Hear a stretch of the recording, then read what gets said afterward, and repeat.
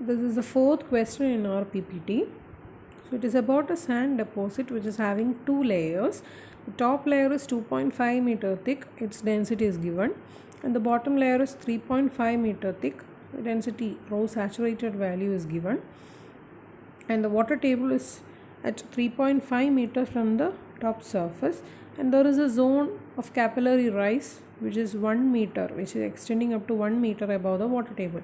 We have to draw the diagram showing the variation of stresses: total stress, neutral stress, that means pore water pressure, and effective stress. So in this problem, figure is not given, so we have to draw the figure. So consider the layer thickness is 2.5 meter and 3.5 meter in total, and we have to consider the depth of water table, and accordingly we have drawn the figure.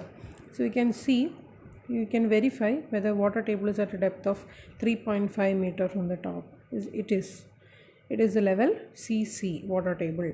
Then above the water table up to a height of 1 meter, there is a zone of capillary saturation. So we have marked that end of that capillary zone as BB, and the top is marked as AA, and so how much is the total depth? 2.5 plus 3.5, two layers, one is 2.5 and the second layer is 3.5, so total you get. Okay, so similarly you have to draw the figure. Now the figure is satisfying all the particulars mentioned in the question.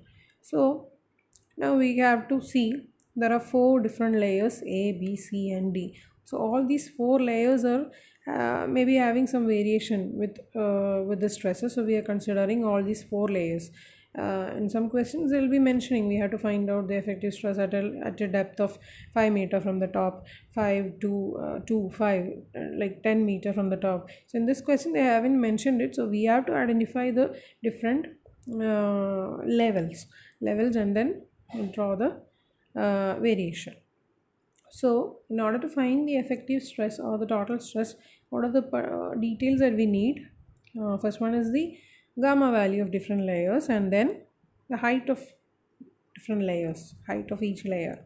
So height is given here in the question. And what about gamma? Gamma is the unit weight. Now in this question they have given it as density, rho values, rho of the first layer and rho saturated of the second layer.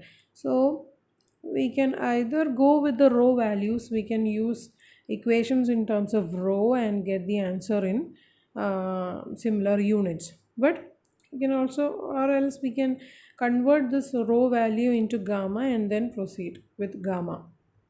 So here we have converted this rho values into gamma values. So in the top layer, which is 2.5 meter thick, that is between A and B, the rho value is given 1709.67, and for the second layer, at the bottom layer they have mentioned it as rho saturated. But why?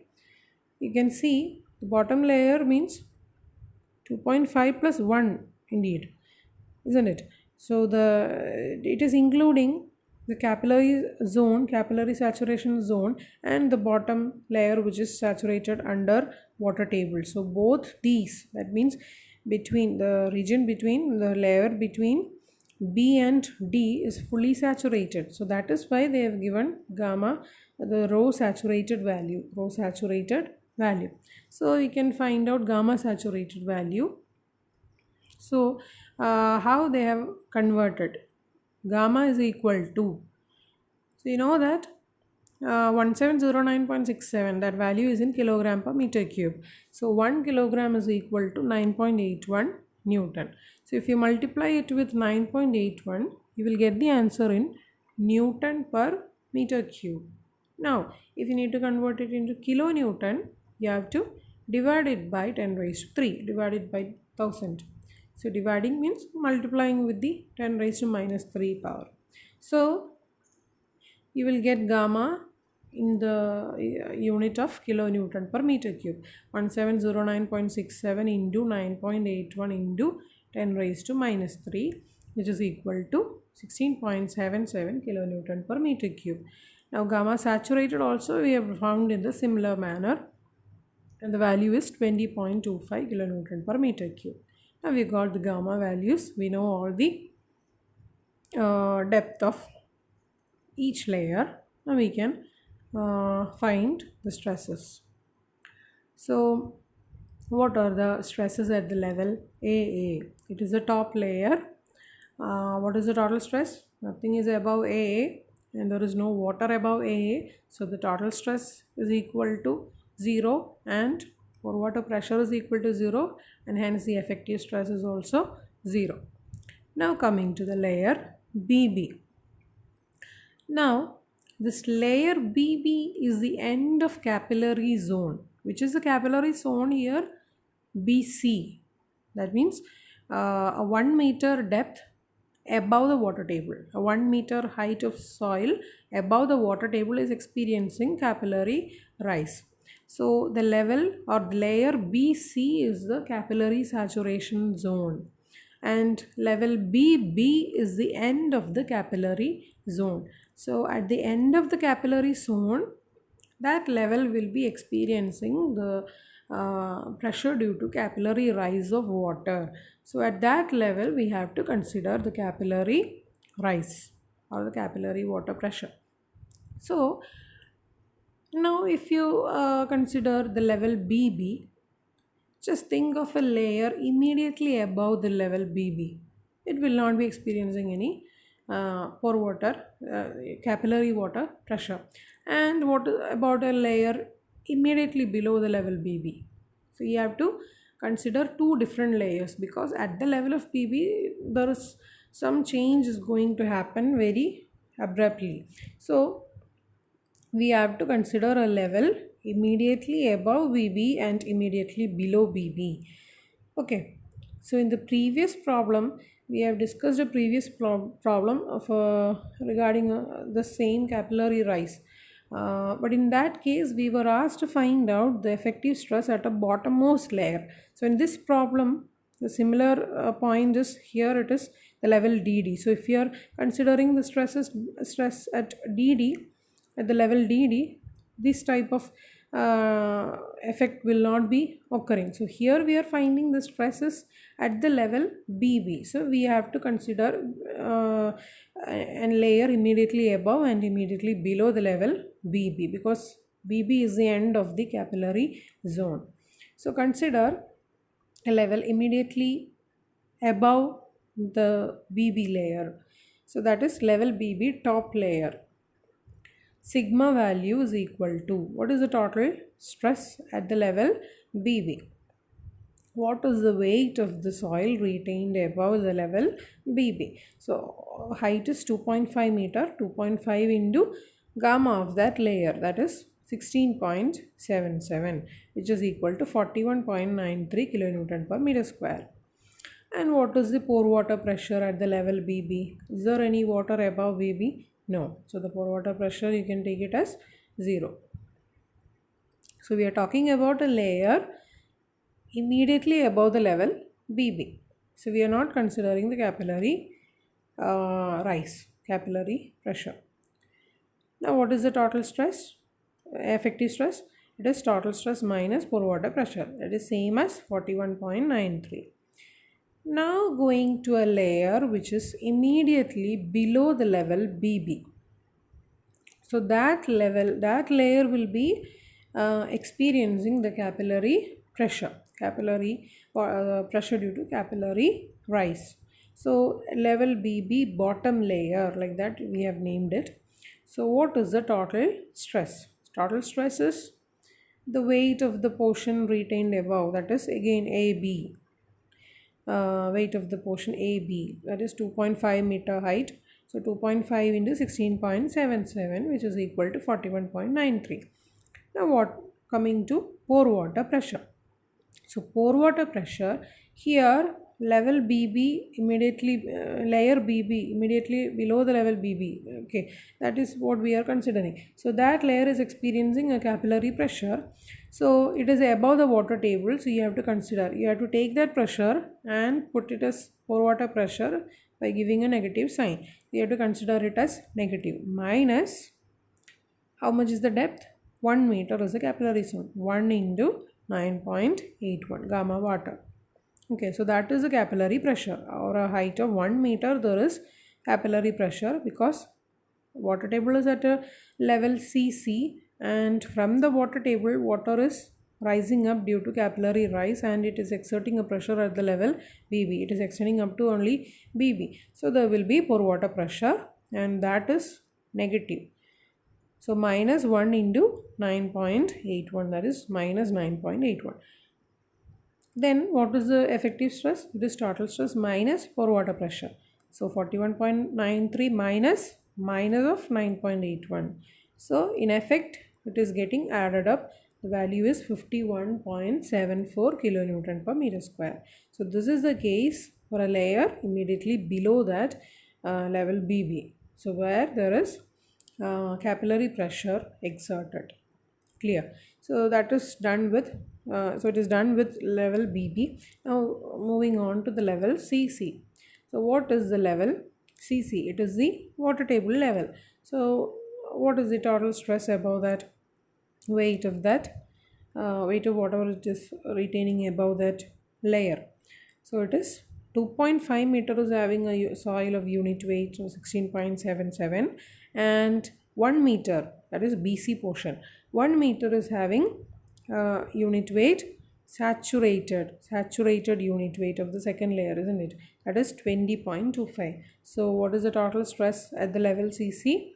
16.77 into 2.5 plus 20.25 into 1, that is 62.18 kilonewton per meter square. Now what is the pore water pressure at the level CC? Is there any water above CC? There is some water above CC, that is a capillary rise, but it is exerted towards BB. It is not affecting the CC level. So there is no water above CC level. The water table is at the level of CC. So we can take U is equal to what is pore water pressure is equal to 0. So what is the effective stress? It is sigma minus U, which is equal to same 62.18 kilonewton per meter square. Now coming to the bottommost layer, which is level DD. At the level DD, what is the sigma value total stress? It is weight of each layer, that is 2.5 into 16.77 plus how much is the total depth which is fully saturated? The portion BC is saturated by capillary rise, capillary water, and the portion CD is saturated by the water table. So BD, the entire portion is saturated. So total is 1 plus 2.5, that is 3.5 meter is saturated. So you can take that value of gamma. So what is the total stress? 2.5 into 16.77 plus 3.5 into 20.25, which is equal to 112.8 kilonewton per meter square. Now what is the pore water pressure? What is the pore water pressure? How much water is there above the level DD? There is the water is for a height of 2.5 meter. Water table is over a height of 2.5 meter. So 2.5 into gamma W, that is the pore water pressure. 2.5 into 9.81, which is equal to 24.53 kilonewton per meter square. Now what is the effective stress? Sigma minus U, and that is 112.8 minus 24.53, which is equal to 88.27 kilonewton per meter square.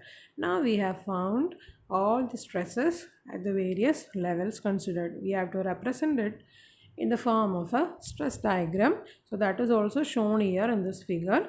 Sigma diagram for variation of total stress, diagram showing the variation of neutral stress or pore water pressure, and the diagram showing the variation of effective stress.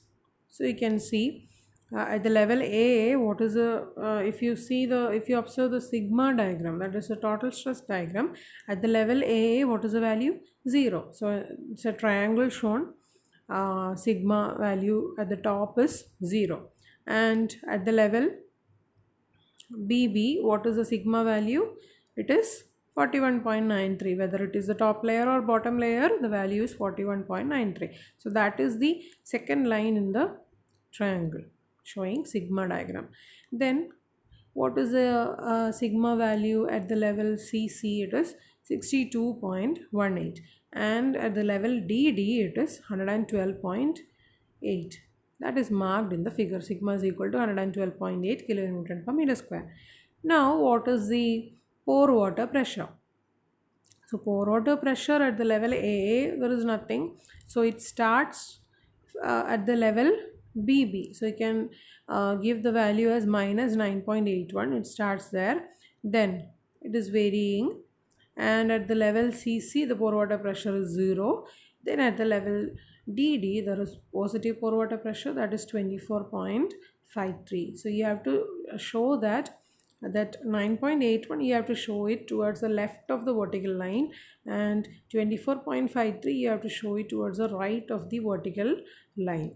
Okay, so that is marked in the second figure, showing variation of pore water pressure or neutral stress. Then coming to the effective stress diagram, which is the last one shown. So what is the effective stress at the level AA? It is 0. Then at the level BB, there are two values. So you can see the figure. See the figure. At the level of BB, there is a steep increase. A horizontal line is there, and they have marked 51.74 at the end of that line, isn't it? So that 51.74. So the variation is from 41.93 to 51.74. At the same level of BB, there is a steep increase. There is a horizontal line showing that increase in stress from 41.93 to 51.74. Then at the level of CC, you can again mark, line is drawn, you can write the value over there. What is the effective stress? It is 62.18. And at the level of DD, what is the value they have written it? Sigma bar is equal to 88.27 kilonewton per meter square. So hence we have completed the variation, the diagrams showing the variation of total stresses. Okay, I think it is clear now. Thank you.